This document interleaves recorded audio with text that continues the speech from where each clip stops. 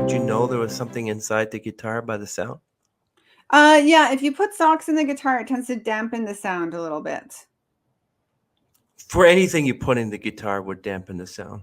Yeah, but I mean, quite honestly, I recommend not putting things inside your guitar. Like, just put your socks in your suitcase.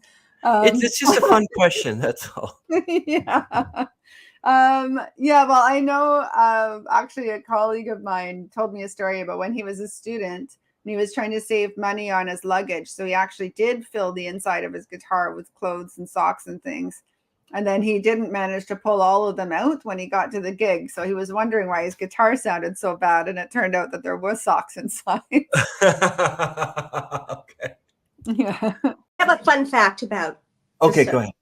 So before I got Another World, I had auditioned. The same casting director had brought me in on As the World Turns. Mm-hmm. And I auditioned for the part of Cricket. That ended up Lisa Loring got the part. Oh yeah. And then that's how we first met Lisa. But then like a week later, I didn't get it. I screen tested with her and a bunch of other girls, and I didn't get it. But a week later, I went in on Another World and got that. So when I went to New York, I knew Lisa from our auditions together. Excuse me. COVID sucks. Yeah. But anyway, so that was a little fun fact of the soap that I had two really good experiences auditioning for soaps, which was cool. Well, talking about the afterlife and religious, what are your thoughts on God? Well, I'm a Christian. The other guys in the band are all Christian. We've all been raised Christian. I went to Catholic grade school, Catholic high school. My girlfriend and I are both very deeply Christian. So for years, a lot of people would even ask me like, hey, are you guys a Christian band? We're not, but because the lyrical content is kind of my area of expertise, I do all of the lyric writing for every band I've ever been in. There's some connection to that. So I'm always going to have some relation to my faith and to God in most of the lyrical content. It doesn't matter whether you've been a drummer, guitar player, bass player, you get up there and sing. If you do it, you've inspired us.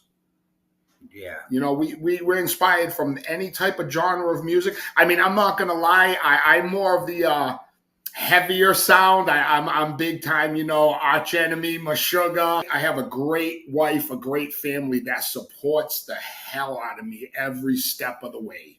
You know, that's one thing I will tell every musician out there. You need that in your life. Also, because you were once a lawyer and a judge, you had to write a lot of questions and stuff.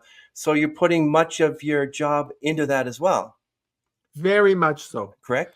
That's very perceptive of you to say, because I do use my courtroom skills in the way I ask my questions.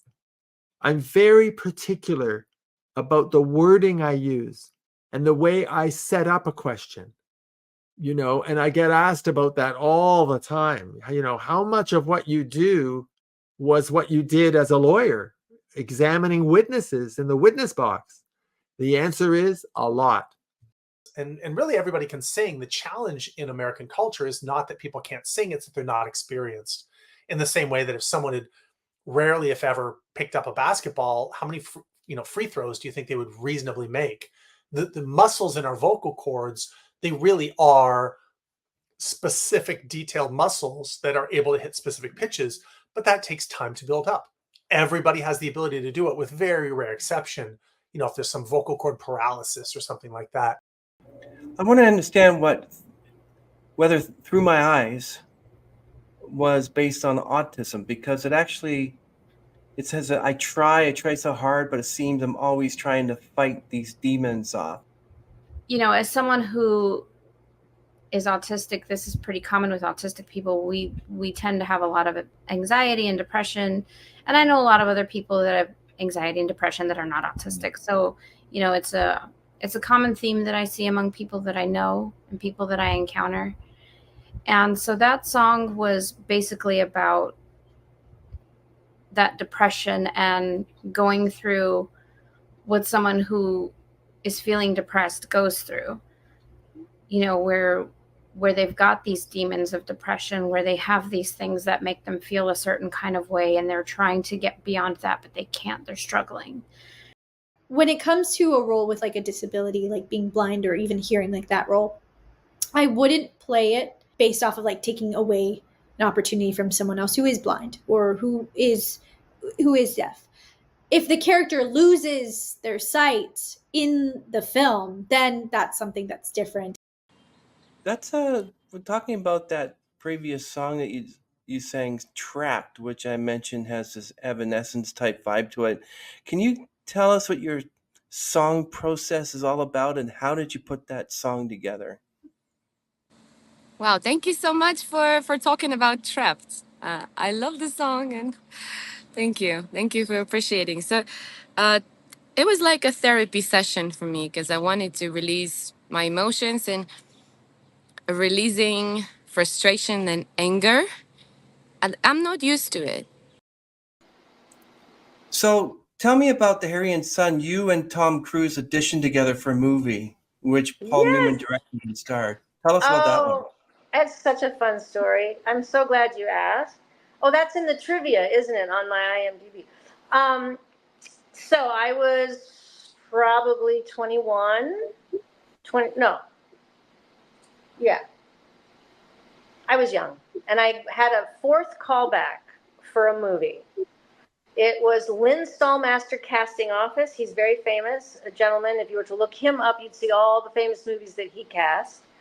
But he's casting this movie, and Paul Newman is the director and the star of the movie.